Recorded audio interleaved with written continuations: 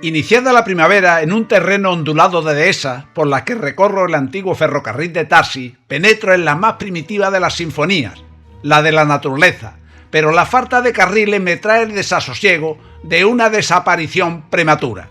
Antes de ponerme en camino, veo con alegría que la cigüeña ha vuelto de su invernaje al poste de señales para iniciar un nuevo ciclo de vida. Con doble vía arrancaba el ferrocarril del Empalme hacia la Zarza y ahora, casi perdido el balasto, se utiliza como carril de acceso a las fincas colindantes. Quedan aún restos de la garita del guardaagujas y algo más adelante están los paredones de la caseta de vía que ocupaban estos trabajadores. A duras penas se conservan, con flores raquíticas, dos arbustos de mimosas blancas que tanto gustaban a los ingleses.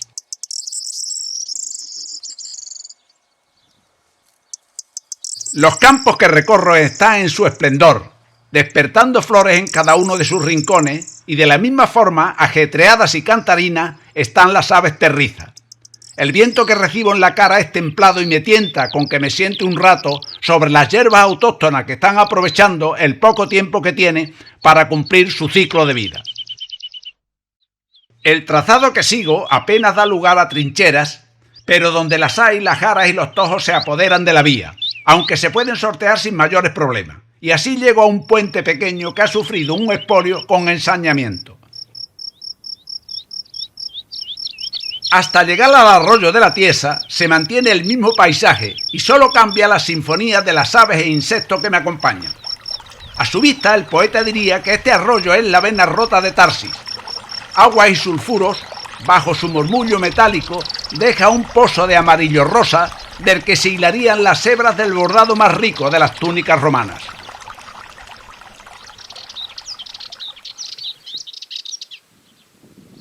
Dejando atrás la Tiesa, a la altura de una antigua caseta de vía, me encuentro con un apiario y las abejas ya empiezan a estar revueltas por aquello de los nuevos enjambres que saldrán en unos días. Así que me escurro con sigilo por la trinchera de la izquierda, donde me encuentro con el primer corte de la vía por una valla. Este propietario ha sido considerado y ha previsto un mecanismo de paso, pero ya me empiezo a temer que, por efecto imitación, esta será la tónica seguida cuanto más me acerque a las cruces. Las llanuras quedan detrás y el terreno se empieza a hacer más quebrado y con monte bajo abundante, entre el que pasta una piara de ovejas. Cuando me percato, a pocos metros tengo delante el puente del Barranco Hondo. Fue una obra de ingeniería civil notable que salva un desnivel repentino y profundo. Cuando lo cruzo, no me resisto a bajar hasta el escaso torrente y descanso a la sombra de uno de sus pilares. Es mediodía y un aire templado se cuela por el cauce, entornando los sentidos e invitando al sesteo, y allí casi toqué la felicidad. Unos segundos. Desde el punto en el que me encuentro y hasta la estación del Jaroso, el trazado del ferrocarril tenía que salvar una multitud de accidentes geográficos que necesitaba de mayor atención y mantenimiento, y a esto respondía el caserío que albergaba al personal de vía que ahora tengo delante. El pozo resiste, pero no así los huertos que había a ambos lados de la vía, y lo que sí es nuevo en este lugar es la valla que corta el paso. En lo poco que queda para llegar a la A475, la maleza persiste, pero persisten más los cortes de la vía con valla, cosa que ocurre hasta en dos nuevas ocasiones. Bajo el puente anidan distintas aves protegidas en una comunidad horizontal, nunca mejor dicho. Pasado el puente de la A475, se divisa las cruces, y un propietario ha hecho aquello que decía Delibes, de hacer patrimonio a costa de los demás. En este caso apropiándose el antiguo ferrocarril. El letrero lo dice todo. Este propietario debería de respetar el paso por el terreno sobre el que no tiene dominio alguno. Después de una trinchera en curva, hay un caserío a la izquierda, junto a la vía, cuya imagen cuido de que no aparezca por falta de autorización, y desemboco en el arroyo Cascabelero, cuyo puente es el más largo y harto de los del ferrocarril que recorro. En su época debió de ser, como reivindica un cartel de cultura en él mismo, una proeza de la ingeniería inglesa que, sin embargo, no ha dado lugar a acción alguna de conservación, a pesar de que es lo único emblemático con lo que cuenta el pueblo.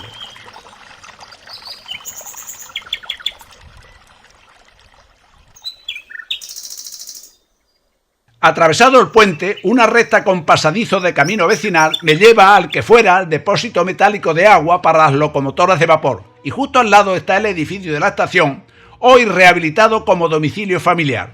Frente, también rehabilitada por el ayuntamiento, se encuentra la caseta de vía del personal de la estación, que ha perdido todos los rasgos arquitectónicos de la época. Por último, en el arrabal del pueblo, la vía lo deja justo por detrás de los edificios de la derecha y cuyo camino sigo en dirección a la que fuera estación de Jaroso. Por más que haya sido declarado este ferrocarril de interés cultural por la Junta de Andalucía y del papel que desempeñe en su dominio la entidad local autónoma de Tarsi o Vía Verde de Tarsi Sociedad Limitada, la defensa real de la vía protegida pasa por darle un uso que limite la apropiación, el despojo y vandalismo, y todos sabemos que ese objetivo se lograría adecuándola para Vía Verde con la creación de asociaciones para su defensa en los municipios interesados. A su paso por el pueblo, el trazado de la vía con mayor o menor anchura ha sido respetado y nada más salir del casco urbano, las trincheras se hacen presentes rodeadas de lomas de dehesas, rociadas de flores sobre el manto verde de abril. No he caminado 1 kilómetro cuando me encuentro con el puente de la Ribera de Chapinero, que tiene una longitud y altura considerables y desde el cual las vistas del valle y de las dehesas son impresionantes en esta época del año, acompañadas de cantos de pájaros y murmullos constantes de las laboriosas abejas. La cercanía al pueblo hace que el balasto se utilice como material de obra o reparaciones de caminos.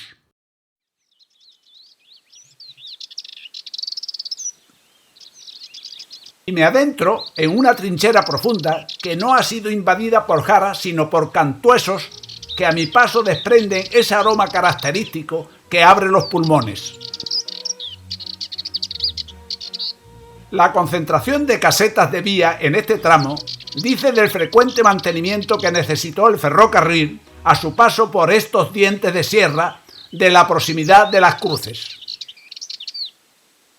Llegando a Recuero, me encuentro con el puente al que se le dotó de un tablero de mampostería sobre la estructura metálica inicial para uso peatonal, que es, sin tanto coste, lo que se necesita aplicar al resto de los puentes para hacer de este ferrocarril abandonado una vía verde.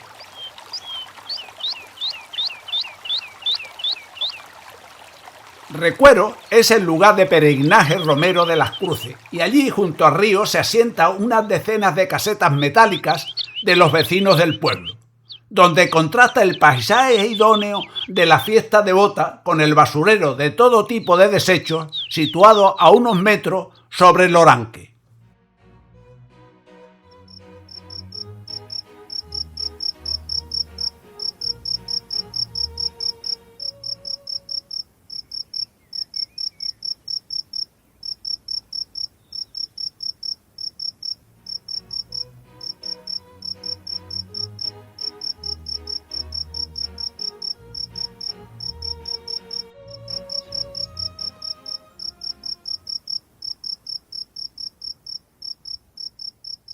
Después de la caseta de vía que mejor se conserva en el trayecto, me encuentro con el río Oranque, que se salva con un puente de bastante longitud. Este río recoge las aguas sulfurosas de las minas de Valdelamusa, El Lomero, San Telmo y La Joya, por medio de la Ribera Grande y Chica que nace en las proximidades de estas minas.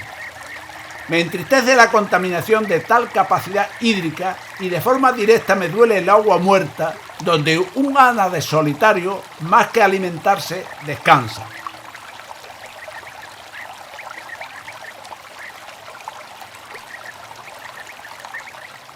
Junto al puente, el arroyo de Bardallo entrega sus aguas sin sulfuro al río Oranque y la vía lo sigue hasta la antigua estación de Jaroso, cambiando de paisaje.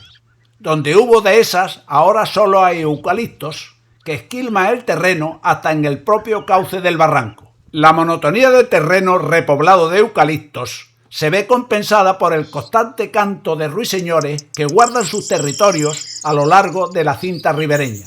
Y el chapoteo de una carrera por las charcas hacen que me percate de 2 ciervas que con un cervatillo ramonean junto a las aguas estancadas.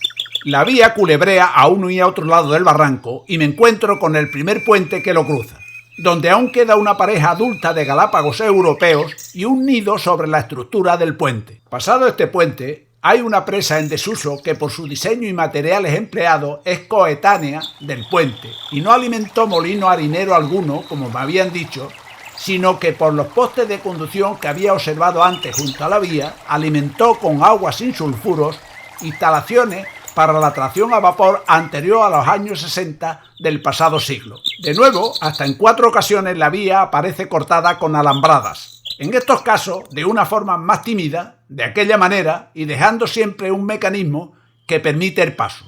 Por su situación, en este barranco afloraban manantiales que hacían que las charcas permanecieran llenas todo el año, y en ellas había multitud de peces. Después de repoblar la zona de eucaliptos, las charcas en verano apenas son bañas de barro para los jabalíes que rondan por estos parajes. La charca que he comentado antes fue el refugio de los últimos martines pescadores del Andévalo. Es un pájaro tan dependiente del equilibrio ecológico que lo llevo presente en mi intro de producciones de cortos. Observé lo que podía ser el anidamiento del último mohicano. Esperé y no. La afortunada era una pareja de abejarucos. El paisaje se suceden los puentes y los cortes de la vía por valla, pero afortunadamente se suceden los cantos de los pájaros, donde sobresalen con mucho los ruiseñores. El murmullo zumbón de los insectos se me hace cada vez más presente y observo su recolección de polen sobre las flores de cantuesos.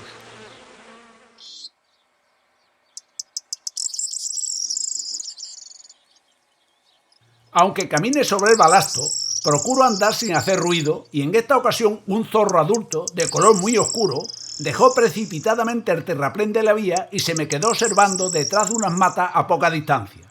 No había duda, salía de su zorrera y la descubrí excavada en el propio terraplén, oculta a la puerta por una zarza. Fui discreto y me alejé sin tratar de averiguar nada más sobre el cubit de la raposa. En un largo trayecto solo quedan 2 rectos de casetas de vía, lo que dice que las pendientes favorables a la carga exigían menos mantenimiento que los tramos de subidas con curvas. Desde las cruces, la vía se ha utilizado para traer una conducción de agua, seguramente desde el embalse de Olivargas, que de no haber hecho uso de este ferrocarril, el coste de su tendido hubiese sido considerable. No creo que la gente de la zona sea consciente del valor de conservar esta vía abandonada para el uso y servicio público. Las trincheras más profundas rodeadas de eucaliptos han sido invadidas por estos, dada la floración de agua en las mismas, y forman una selva difícil de penetrar. Cuando salgo de tal maraña, el ruido del tráfico me confirma que tras el puente que tengo delante se encuentra la A496 entre Calañas y Cabezarrubias.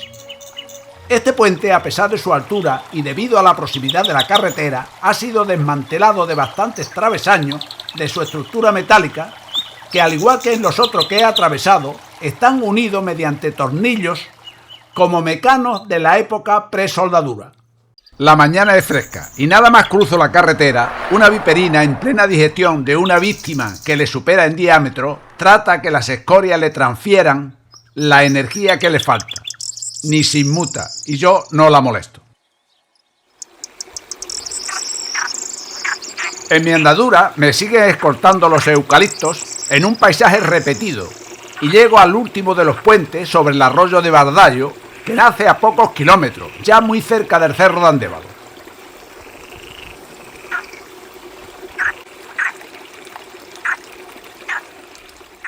Las zarzas y jaras se siguen interponiendo en mi camino si transito por trincheras, aunque el paisaje es más abierto por la izquierda al encontrarse los eucaliptos más retirados de la vía.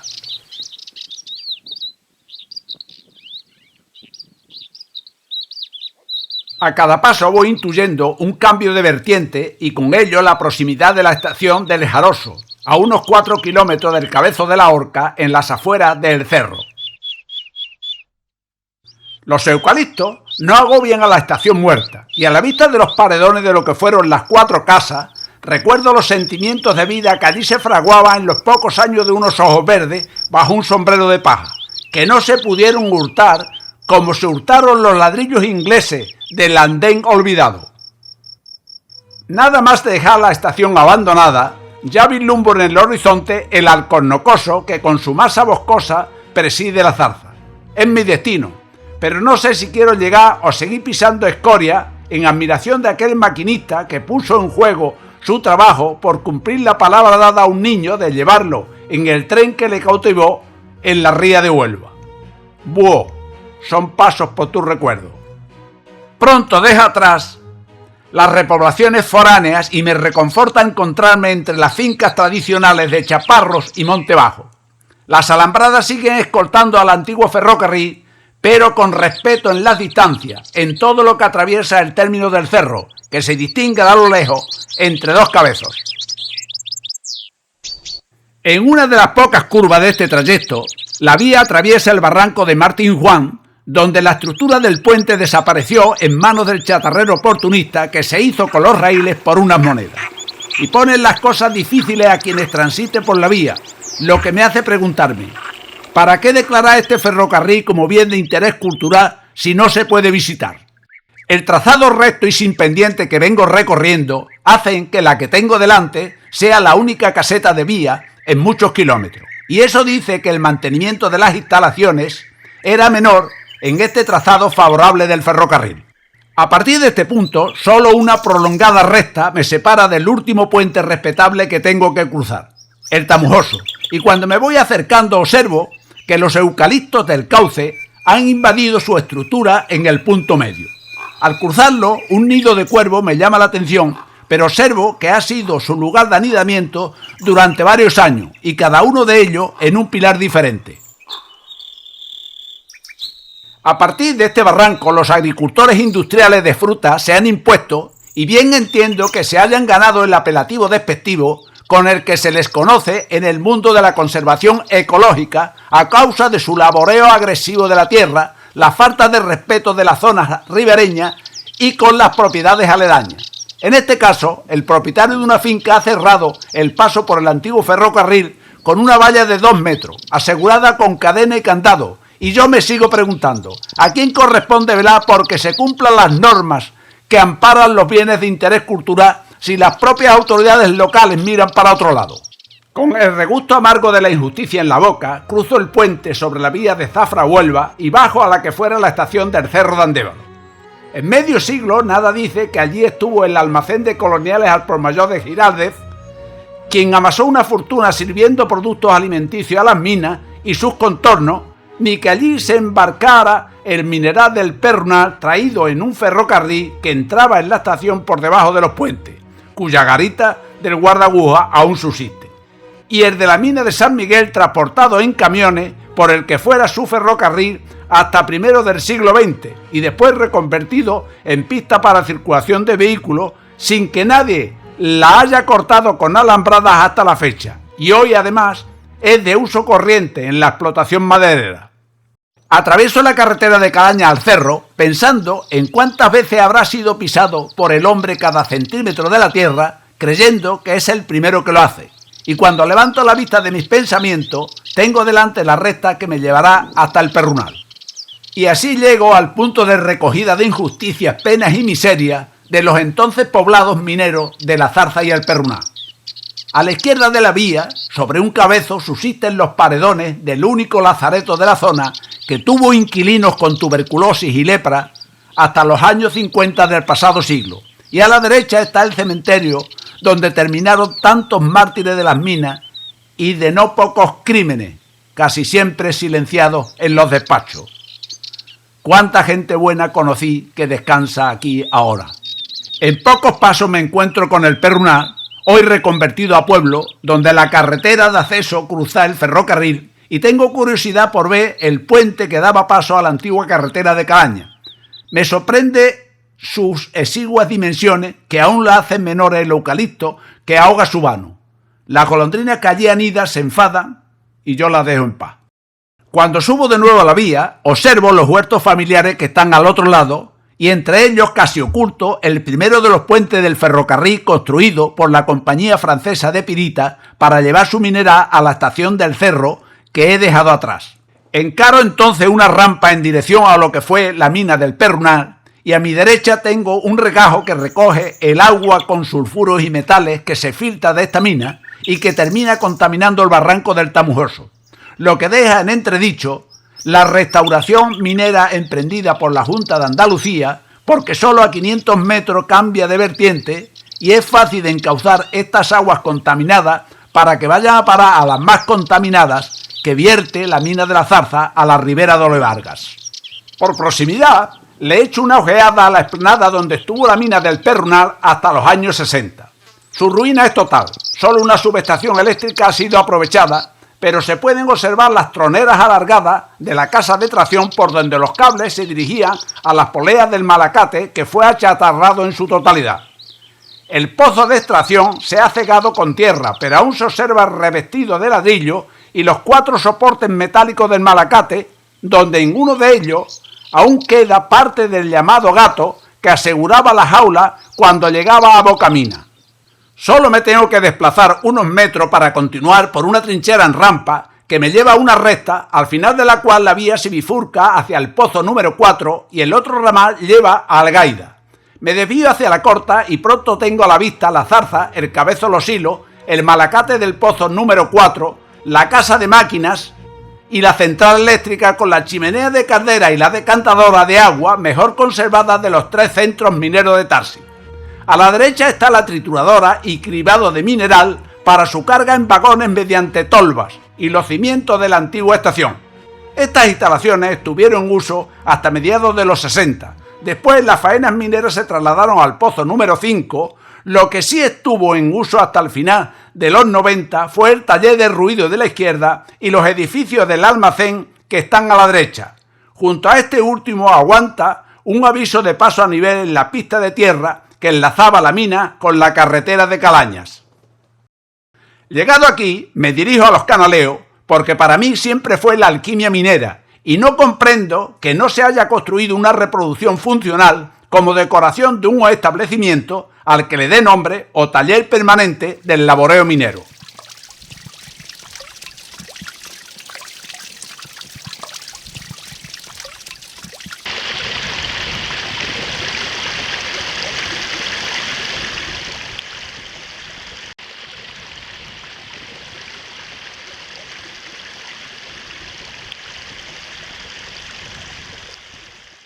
La vía, rodeando los vacies formados a los pies del Cabezo de los Hilos, continúa hacia Algaida, dejando por la izquierda la que fue balsa de aguas cuprosa para los canaleos, y algo más alejado está el Polvorín, hasta donde me desplazo para ver dónde se guardaban grandes cantidades de explosivos, custodiados solo por un guarda con una tercerola. Hoy, impensable. Cuando regreso de nuevo a la vía, lo hago por el final de una trinchera, donde a la izquierda observo un montículo de piedras sosteniendo flores artificiales que quizás señale el lugar de una muerte violenta.